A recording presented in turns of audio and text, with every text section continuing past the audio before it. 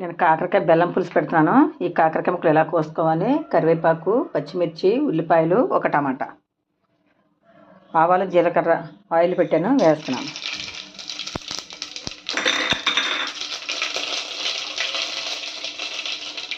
పచ్చిమిర్చి, కరివేపాకు,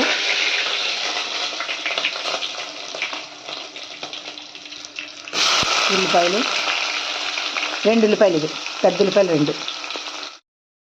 ఉప్పు వేసుకుందాం. ఉప్పు వేసుకుంటే కొంచెం ఉల్లిపాయలు తొందరగా మగ్గిపోతాయి కదా. ఉప్పు వేసుకొని బాగా కలిపేసుకుందాం.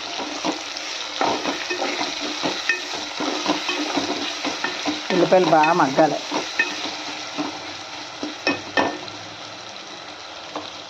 మూత పెట్టేద్దాం.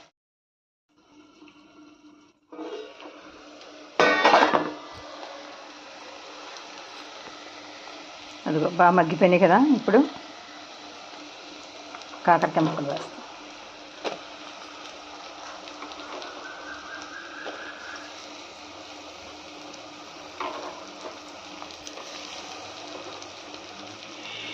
విత్తనాలు వేసుకున్నా బాగుంటుంది, కానీ మా పిల్లలు తినరని చెప్పేసి మా పెద్దోడు తినడం. మా పెద్దోడు అక్కడే ఉన్నాడు ఇంట్లో. కాకరకాయ ముక్కలు, టమాటాలు కూడా వేసాను.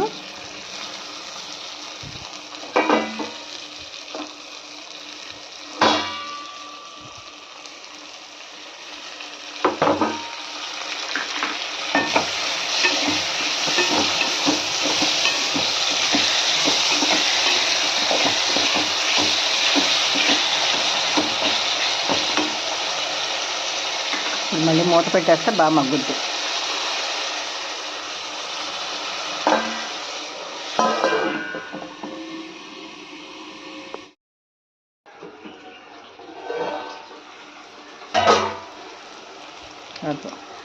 అలా మగ్గుతుంది. మగ్గిపోయింది. మగ్గడం అయితే మగ్గిపోయింది. కారం, పసుపు,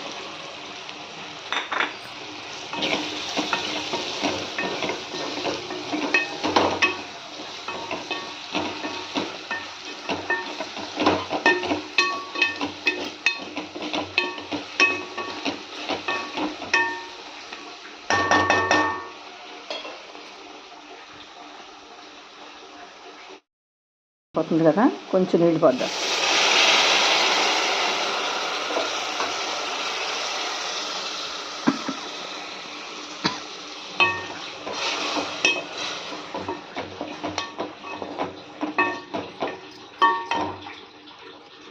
ఇప్పుడు మూత పెట్టి కొంచెం ఉడికిన తర్వాత అప్పుడు చింతపండు పులుసు పోసుకోవచ్చు.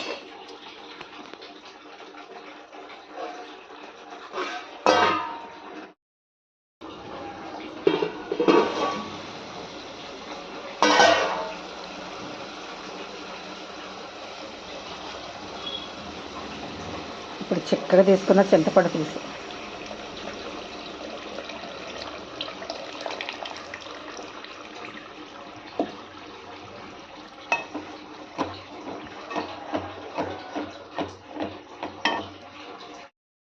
బెల్లం పాకం, ఒక గరిటె బెల్లం పాకం వేసుకున్నాం. మీకు కావాలంటే కొద్దిగా వేసుకోండి. మేము ఏంటంటే తీపి ఎక్కువగా తింటాం పులుసులు.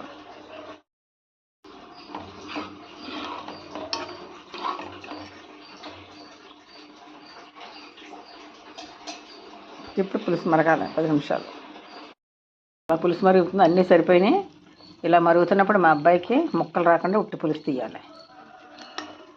మా పెద్దోడు ఉట్టి పులుసు ఇలా నీళ్ళ తింటాడు. ఈ పులుసులోకి 2 గుడ్లు కొట్టి ఇచ్చేస్తా చాలు. వాడు అమృతంలో తినేస్తాడు. మాకేం పులుసు చక్కగా ఉండాలి, మా మొగుడు పెళ్ళానికైనా. ఈ పిల్లోడేమో అన్ని తేటలాంటివి వేసుకుంటాడు.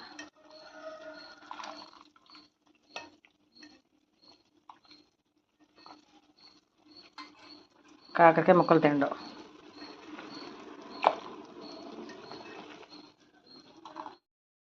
అలా మరుగుతున్నప్పుడు పులుసులో మెంతిపిండి వేసుకోవాలి. అదిగో పులుసు అలా మరుగుతుంది కదా, స్టవ్ ఆఫ్ చేసేస్తా. అయిపోయింది, పులుసు అయిపోయింది. కాకరకాయ బెల్లం పులుసు.